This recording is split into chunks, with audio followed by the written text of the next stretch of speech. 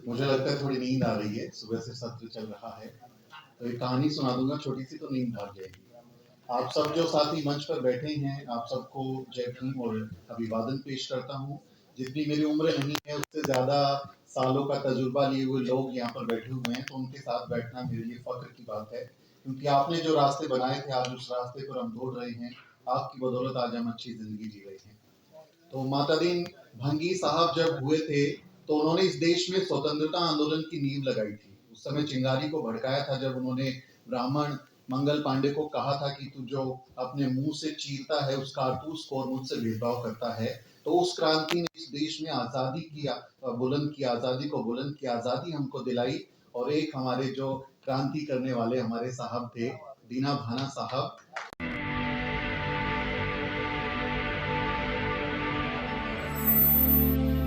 उन्होंने जिस क्रांति को जन्म दिया, वो क्रांति राजनीतिक रूप से क्रांति मिली, और मान्यवर कांशीराम साहब जैसे व्यक्ति हमारे को मिले, महानायक हमारे को मिले। तो ये दो जो भंगी जाति के महानायक हैं, मैं इस शब्द का इस्तेमाल इसलिए कर रहा हूं ताकि हम समझें जो पीड़ा अभी दिखा रहे थे, जो जो शब्दों में जो बात बार बार आती है कि ऐसा क्यों हुआ कि हमारे समाज का एक तबका, जिसको हम कहते हैं कि वो हमारा हिस्सा है, वो पिछड़ गया, वो क्यों छूट गया। बहुत वो जरूरी शिकायत है, वाजिब शिकायत है। वो हमको समझना पड़ेगा कि उस जाति का, उस वर्ग का हम क्या अपने अपने समाज में, अपने व्यवहार में हम उसको समानता के साथ आगे ला रहे हैं। मैं हरियाणा से पला बड़ा हूँ, सोनीपत का रहने वाला हूँ, फिलहाल दिल्ली नोएडा में रहता हूँ। और हम हमारे यहाँ तो वही कहता है, भाई चूड़े चमारों के बालक हैं, ये कर लेंगे आगे जाके। यही सब हमको सीखने को मिला है, वही हम पले हैं चूड़े चमारों के बच्चों में। वही हमने सुअर का मांस खा के, बकरे का मांस खा के, मुर्गे बकरियां भैंस पाल के अपनी जिंदगी को आगे बढ़ाया है। तो हम उसको उसको बहुत करीब से जानते हैं। ये कई बार मैं देखता हूँ कि चमार और चूड़े आपस में ही जातिवाद कर रहे हैं। वो बोलेगा नहीं, हम चूड़े के बच्चे को, भंगी के बच्चे को, वाल्मीकि के बच्चे को अपने पास नहीं बैठने देंगे। तो ये इतनी शर्मनाक व्यवहार है लोगों का हमारी जाति के बीच में, कि आपको जब वहां से लात पड़ेगी, जब कोई सवर्ण आपको लात मारेगा, तो आप कहोगे कि मेरे साथ जातिवाद हो गया। और आप अपनी जाति के भीतर एक व्यक्ति के साथ जब भेदभाव करोगे, अछूतपन उसके साथ करोगे, छुआछूत करोगे, तो आपको शर्म आनी चाहिए। ये हमें पूरे समाज को, पूरे बहुजन समाज को ये बात अपनी गांठ बांध लेनी चाहिए कि हमें अछूतों में जो सबसे ज्यादा अछूत समाज था उस जमाने में, आज जो सबसे ज्यादा पिछड़ गया है, उसको हम सिर पे बिठाएं, हम उसका सम्मान करें, हम उसको आगे बढ़ाएं। वो हमारे साथ खड़ा होगा, हमें उसका हाथ पकड़ के अपने बराबरी के साथ उसको आगे लेके जाना चाहिए। तो बहुत जिम्मेदारी के साथ में उस शिकायत को भी स्वीकार कर रहा हूं जो मेरे पूर्व के वक्ता कर रहे थे कि हम क्यों नहीं कर पाए। बाबा साहब डॉक्टर अंबेडकर को एक लंबे समय तक कोशिश की गई कि ये दिखा दिया जाए कि वो जो है वो एक जाति विशेष के नेता हैं। वो कभी उनको महारों का नेता बताया गया, कभी चमारों का नेता बताया गया, और लंबे समय तक ये चलता रहा कि वो उन्हीं को नेता बताते रहे। और वाल्मीकि समाज, दलित समाज, भंगी समाज के लोगों को बाबा साहब डॉक्टर अंबेडकर से लंबे समय तक दूर रखा गया।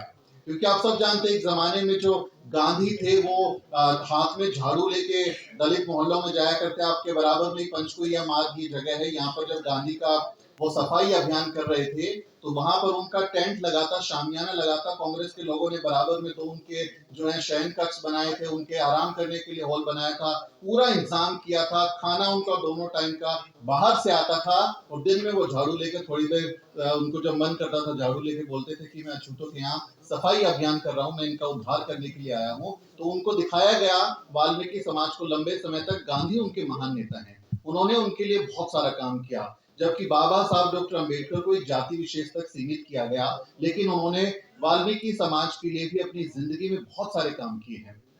जो पटना यूनिवर्सिटी है उसके पूर्व वाइस चांसलर रहे हैं, अब वो हमारे बीच में नहीं रहे, प्रोफेसर श्याम लाल जी, उनकी किताब है डॉक्टर अंबेडकर एंड द भंगीज, एफर्ट्स फॉर देयर अपलिफ्टमेंट। यानी जो वाल्मीकि समाज और डॉक्टर अंबेडकर है, उनके उत्थान के लिए उन्होंने क्या काम किया, ये किताब आप लोग जरूर पढ़ें। उन्होंने बहुत रिसर्च के साथ, बहुत अध्ययन के साथ वो किताब लेकर आए हैं, जिसमें वो बताते हैं कि कैसे बाबा साहब डॉक्टर अंबेडकर ने अपनी जिंदगी में दलित बहुजन समाज, भंगी समाज के लिए, हर जाति के लोगों के लिए काम किया। आप जानते हैं दिल्ली जो एमसीडी बना है, जो सफाई कर्मचारी यूनियन बनी थी सबसे पहले दिल्ली में और बंबई में, वो बाबा साहब डॉक्टर अंबेडकर ने बनाई थी। वो सफाई कर्मचारी यूनियन के सबसे पहले अध्यक्ष रहे थे। तो ये उन पर आरोप लगाया गया कि उन्होंने जो सफाई कर्मचारी जाति है उनके लिए कुछ नहीं किया। बाबा साहब डॉक्टर अम्बेडकर जब महाड़ में 14 तालाब के लिए पानी के लिए सत्याग्रह करते हैं, उसके बाद उस सत्याग्रह के बाद एक रिपोर्ट जो है सीआईडी की, उस समय ब्रिटिश सरकार की सीआईडी की रिपोर्ट वो भेजती है सरकार को, कहती है कि महाड़ के आसपास तालाब में दलितों में महार, चमार, मांग, वाल्मीकि जाति के लोगों ने, उस समय वो भंगी शब्द का इस्तेमाल करते हैं, भंगी जाति के लोगों ने तालाब से पानी पीने की कोशिश की। उसके बाद यहाँ सवर्णों ने उन पर हमला कर दिया। ये सीआईडी की रिपोर्ट ब्रिटिश सरकार को गई है। यानी उस समय भंगी समाज के लोग महाड़ सत्याग्रह में बाबा साहेब डॉक्टर अम्बेडकर के साथ थे। बाबा साहब डॉक्टर अम्बेडकर जब बंबई विधानमंडल में चुने गए तो उनके स्वागत के लिए सफाई कर्मचारियों ने बंबई में स्वागत समारोह रखा और उसके बाद साथ में खाना खाने का कार्यक्रम रखा। बाबा साहेब डॉक्टर अम्बेडकर वहां मौजूद थे, उसके चीफ गेस्ट थे। तो ये आरोप लगाया गया लंबे समय तक कि बाबा साहब ने काम नहीं किया। उन्होंने बहुत काम किया है। ये एक षड्यंत्र था कांग्रेस का और बाकी लोगों का कि गांधी को बड़ा बनाया जाए और बाबा साहब डॉक्टर अम्बेडकर का कद सीमित कर दिया जाए ताकि लोगों को पता ही ना चले। और देखिए, गांधी के आइडिया पे जब हम चले तो हमने क्या उठाया? हमने झाड़ू उठाया। गांधी का आइडिया क्या था? हाथ में झाड़ू उठाओ, साफ करो, सब मिलके सफाई करेंगे। और बाबा साहब डॉक्टर अम्बेडकर का आइडिया क्या था? कलम उठाओ, अधिकारी बनो, कर्मचारी बनो, सशक्त बनो। तो ये फर्क था हमारे बाबा साहब डॉक्टर अम्बेडकर में और मिस्टर गांधी में कि उन्होंने जो झाड़ू उठाने का जो काम किया और उसके पीछे पीछे हमारे समाज के लोग चले गए। तो आज भी बहुत सारे लोग हमारे झाड़ू उठाए हुए हैं, उसी में वो उनके फंसे हुए हैं। उससे बाहर आने की जरूरत है। जिन्होंने बाबा साहब डॉक्टर अम्बेडकर को पढ़ा, उनको जाना, उनको समझा, आज वो जो है अपनी जिंदगी बेहतर कर रहे हैं। उदाहरण आप देख सकते हैं आपके आसपास कि लोगों ने तरक्की की है। एक मिडिल क्लास हमारा पैदा हुआ है। और चाहे हवाई जहाज में चलना हो, चाहे मिनरल वाटर पीना हो, चाहे महंगा मोबाइल रखना हो, बड़ी गाड़ी से चलना हो, 5 स्टार होटल में चलना हो, ये सब हमारे महापुरुषों की बदौलत जो है साबित हो पाया है। तो हमें इस बात को भी समझना चाहिए कि हमारे लोगों ने कितनी मेहनत की है। ये अब मान्यवर कांशीराम साहिब तो रैंक 1 ऑफिसर थे। उनको क्या जरूरत थी कि जो है वो दीना भाना साहब के लिए, जब वो बाबा साहब डॉक्टर अम्बेडकर की जयंती पर छुट्टी के लिए संघर्ष कर रहे थे, उनके साथ वो क्यों कूदते? अधिकारी ने पूछा उनसे कि भाई तुम्हारा क्या रिश्ता है इनके साथ में, क्यों इसके पीछे पड़े हो? ये सफाई कर्मचारी है, तुम रैंक 1 ऑफिसर हो, तुमको क्या लेना देना है? तो क्या कहते हैं कांशीराम साहब? ये चूड़ा है, मैं चमार, वो इसका और मेरा यही रिश्ता है। और ये रिश्ता हमको आज बनाने की जरूरत है कि कांशीराम साहब जो बता के गए थे, हम अपना दलित बहुजन समाज में हम वंचित जाति के साथ अपना रिश्ता बनाएं। सारे के सारे लोग बोलेंगे हमको जो है ब्राह्मणी बहू चाहिए, हम ठाकुर से जो है वो बहू लेके आएंगे घर में, उनकी उनकी लड़कियों से ब्याह करेंगे, जातिवाद को खत्म करो। भाई चूड़े चमार क्यों नहीं ब्याह कर सकते आपस में? आप आपस में इंटरकास्ट शादियां क्यों नहीं करते? आपको सिर्फ ब्राह्मण से शादी करने का, ठाकुर के साथ शादी करने का, बनिया के साथ शादी करने का तो आपने ठेका ले लिया, उसकी तो आप आवाज उठाते हैं। आपस में आप सब एक दूसरे से गोत्र मैच करते रहते हैं, गोद मिलाते हैं कि भाई जातीय शादी हो जाए, मेरे को मिल जाए मेरी जात में कोई आदमी। तो आप इंटरकास्ट शादी नहीं करेंगे, साथ में बैठ के खाना नहीं खाएंगे, साथ में बैठ के जो है कोई कार्यक्रम नहीं करेंगे और फिर कहेंगे कि हम सब एक हैं। तो ये होने वाला नहीं है भाई। आपको हकीकत में एकता साबित करनी पड़ेगी, आपको उनके साथ में संबंध बनाना पड़ेगा। उनको भरोसे के साथ आप उन्हीं चारपाई पे बिठाइए, कुर्सी पे बिठाइए। अगर आप उनको दुत्कारेंगे तो दूसरा आदमी आएगा और वो कहेगा कि देखिए हम आपके साथ बैठ के खाना खाएंगे, वाल्मीकि रामायण आएगी, वो आरएसएस आएगा, हिंदुत्व आएगा, गले मिलते हैं वो लोग आके।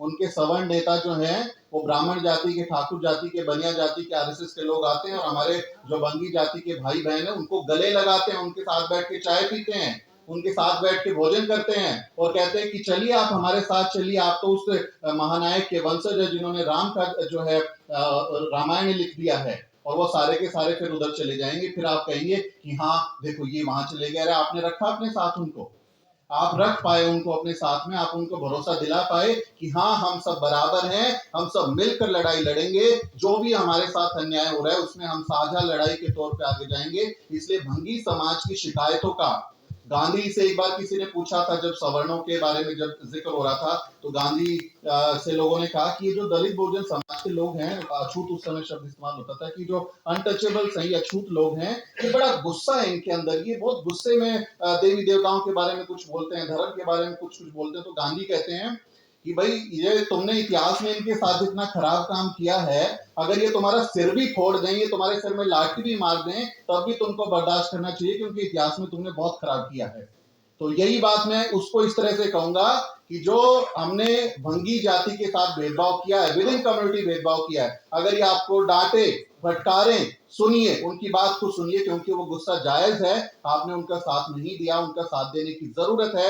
हमारे महानायक को भले ही हम ये कहें कि भाई हम बहुजन जातियों में नहीं मानते हैं, हम जातियों में यकीन नहीं रखते हैं, लेकिन क्यों जरूरत पड़ रही है, क्यों जरूरत पड़ रही है? आप लेगेसी को क्यों सेलिब्रेट नहीं कर पा रहे हैं? तमाम जातियों के जो नेता हमारे निकले हैं, जिन्होंने तमाम अपनी जिंदगी को कुर्बान कर दिया हमारी जिंदगी को बेहतर बनाने के लिए, आप उनको अपना नेता मानिए।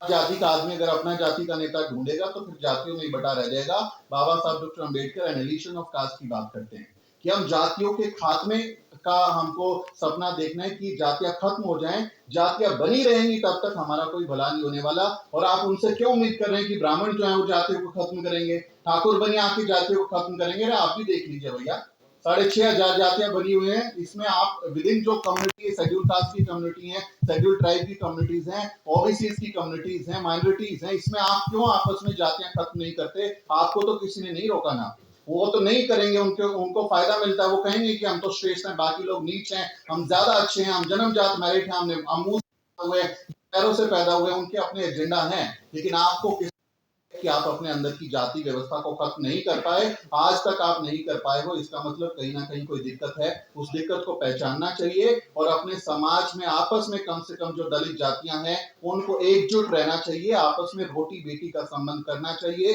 एक दूसरे के सुख दुख में खड़ा होना चाहिए। यही बहुत जरूरी समय है। आप भले ही कहें कि हम जो है उसको हराएंगे, ये हराएंगे, वो सारी लड़ाइयां छोड़ दीजिए, आप अपने घर को सुधार लीजिए, आप अपना घर साफ कर लीजिए, तो बहुत बेहतर होगा और इसी से बहुजन समाज जो है एकजुट हो सकता है। इसलिए जरूरी है कि हम वंचित समाज के लोगों को अपने साथ लेकर चले। ये बहुत खूबसूरत एक मंच है और बहुत खूबसूरत जनता मेरे साथ में बैठी है, क्योंकि हम तो मैं एक चपरासी का बेटा हूँ, मेरे पिताजी चपरासी की नौकरी करते रहे हैं, तो हमने जो बहुत करीबी से चीजें देखी हैं, उसके बाद हम यहाँ तक पहुंच पाए हैं कि आज आप जैसे लोग बुलाते हैं, इज्जत से बात करते हैं, देश दुनिया में लोग काम को हमारे सराहते हैं। ये मुमकिन हो पाए क्योंकि हमारे जो पुरखे हैं, ये पुरखे आप देखिए, डीके खापड़े साहब को देखिए, आप जो है दीना भाना साहब को देखिए, मान्यवर कांशीराम साहब को देखिए, जिंदगी खपा दी उन्होंने।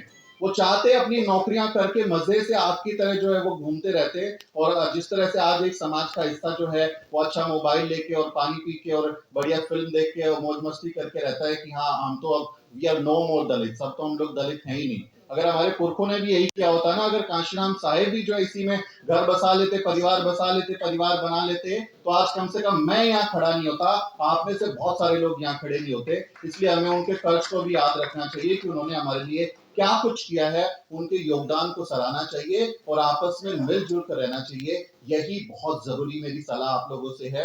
तो आपने सम्मान दिया उसके लिए बहुत बहुत आभार। एक बस 1 मिनट में एक छोटी सी कहानी सुना रहा हूँ क्योंकि समय का अभाव है। ये कहानी मैं हर समय इसलिए सुनाता हूँ, हर जगह जब मैं जाता हूँ तो ये कहानी मैं जरूर सुनाता हूँ, ताकि लोग समझ सके, सीख सके कि साजिश क्या होती है और एकता क्या होती है। एक जमाने की बात है, एक समय पर 4 दोस्त होते हैं, चारों दोस्त हॉस्टल के अलग अलग कमरों में रहते हैं। एक दोस्त होता है, दलित बहुजन समाज, बंगी समाज, ओबीसी, आप कह लीजिए, समाज का लड़का होता है।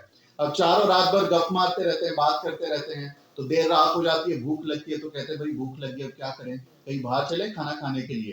तो कहते हैं कि बाहर तो अभी कुछ मिलेगा नहीं, चलो मिलकर कुछ बनाते हैं। तो बोले क्या बनाए? बोले खीर बनाते हैं। जो ब्राह्मण है वो कहता है कि चलो खीर बनाते हैं, खीर बनाकर खाएंगे। अब जो है वो ब्राह्मण कहता है बाकी लोगों से अपने अपने रूम से सामान लेके आओ, किसके पास क्या है। तो कोई दूध लेके आया, कोई चावल लेके आया, किसी ने आग जलाई, किसी ने मेवा डाला और सब लोगों ने मिलके खीर बना ली। खीर बड़ी सुगंधित है, एकदम बढ़िया उसकी महक आ रही है, अच्छी एकदम देखने से टेस्टी लग रही है कि बढ़िया खीर बन गई, और ज्यादा भूख बढ़ गई। और जब खाने का समय आया तो ब्राह्मण क्या कहता है कि भैया देखो खीर तो बन गई लेकिन अभी कोई खाएगा नहीं। बोले क्यों नहीं खाएगा, अभी तो बन गई, सबने मिलकर बनाई है। तो वो कहता है कि देखो ये खीर जो है हम कल सुबह खाएंगे, अभी जाओ और जाके सो जाओ, और जाके सोने के बाद में सपना देखो और सुबह उठकर बताना कि सबसे अच्छा सपना किसको आया। जिसको भी सबसे अच्छा सपना आया होगा वो अपना सपना बताएगा, और जिसका सपना सबसे अच्छा होगा उसी को खीर खाने को मिलेगी, बाकी को नहीं मिलेगी। अब देखिए सबने मेहनत करी थी, सबको मिल जानी चाहिए थी, लेकिन अब जो है अगले सुबह उठे, सब लोग उठ के भाग भाग के आए हैं, बोले बताओ क्या सपना देखा। तो ब्राह्मण हमारे, मैं बस खत्म कर रहा हूँ तो मैं हमारे जो ब्राह्मण साथियों कहते हैं कि भाई बताओ आप क्या सपना देखा, तो वो कहते हैं कि देखो मेरे सपने में, आजकल क्योंकि सब अयोध्या में हो गया तो मैं जोड़ रहा हूं कि मेरे सपने में प्रभु राम और माता सीता आए थे। उन्होंने मुझे आशीर्वाद दिया और कहा कि बच्चा खीर तुम खाना, इसलिए खीर मैं खाऊंगा, तुमको कुछ नहीं मिलेगा। अब भैया ठाकुर जाति का व्यक्ति सुन रहा था, वो भी थोड़ा सीख गया, एक दूसरे को देख के सीख जाते, तो कहता अच्छा मेरे सपने में प्रभु राम, माता सीता और लक्ष्मण तीनों आ गए और तीनों ने मुझे आशीर्वाद दे दिया, एक आदमी ज्यादा हो गया कि खीर तुमको खानी है तो खीर मैं खाऊंगा, तुमको कुछ नहीं मिलने वाली, पंडित जी निकल लो। अब हमारा बनिया जाति का व्यक्ति वो भी बैठ के देख रहा, सुन रहा है, समझ रहा है, तो वो कहता है कि भैया मेरे सपने में प्रभु राम, माता सीता, लक्ष्मण जी और हनुमान भी आ गए, चारों आ गए, पूरा राम दरबार आ गया और सबने मुझे कहा खीर तुमको खानी है, बाकी किसी को नहीं मिलेगी, इसलिए सारी खीर मैं खाऊंगा। अब हमारा दलित बहुजन समाज का आदमी बैठा हुआ है, देख रहा है, तो उससे पूछा गया कि बताओ भाई क्या सपना में देखा तुमने, तो वो कहते कि देखो भाई मेरे सपने में रात में बाबा साहब डॉक्टर अम्बेडकर आए थे और उन्होंने कहा हे मूर्ख उठ, क्यों सो रहा है, सदियों से सो रहा है, जा जाके खीर खा ले। इसलिए मैं रात में उठा और बाबा साहब की बात मानी और मैंने खीर खा ली। तो हमें ये ध्यान रखना है कि हमारे हिस्से की खीर ना कोई खा पाएगा और ना किसी को हम खाने देंगे। हम अपनी जिंदगी को बेहतर बनाने के लिए, सम्मान के साथ जीने के लिए, जो लड़ाई हमारे पुरखे तथागत बुद्ध से, संत रविदास से, कबीर से होते हुए ज्योतिबा फूले, बाबा साहेब डॉक्टर अम्बेडकर, मान्यवर कांशीराम साहेब और दीना भाना साहब जैसे लोगों ने हमारे अंदर अलग जगाई है, उसको ध्यान में रखना है। सोना नहीं है, वो जगा कर गए हैं, हम सो जाएंगे तो सब कुछ लुट जाएगा। बहुत बहुत शुक्रिया। जय भीम, जय भारत। अगर आपको लगता है कि हमारा काम बहुजन समाज के लिए महत्वपूर्ण है, तो आप हमें आर्थिक सहयोग के लिए सीन दिखाए गए QR कोड स्कैन और फोन पे और गूगल पे और UPI और बैंक अकाउंट में कर सकते हैं। फोन पे, गूगल पे 9250529129, UPI 9250529129@YBL। Bank account state bank of India AC 1042994628, IFSC code SBIN 00065563। आपका छोटा से छोटा सहयोग समाज और हमें और मजबूत करेगा, जिससे हमें बहुजन पत्रकारिता में और निष्पक्ष बनाने में मजबूत करेगा। जय भीम, जय भारत।